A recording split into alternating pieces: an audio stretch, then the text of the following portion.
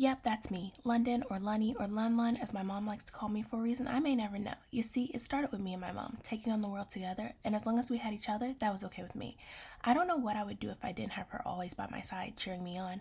Then came my dad. I met him when I was 8, but it feels as though I've known him my whole life because I've never known a time when he wasn't there for me, leading me on the right path and letting me believe I could take on anything the world throws at me. And for 9 years, he made me need him.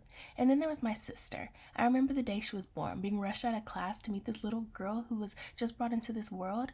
She's my greatest ally, and one day I will give her the world. And last but not least, of course, I can't forget about my dog Ash.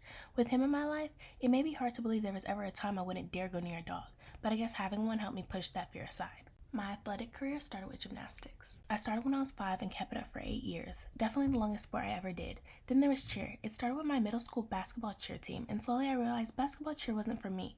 But I did like cheer, so when my middle school started a competition cheer team, I was the first to sign up, and I loved it. It only grew from there. I eventually started all-star cheer and did that all 4 years of high school. I even tried track. I wasn't a runner, but everyone told me since I was a gymnast, maybe pole vault would be good for me. At first, I didn't know what it was.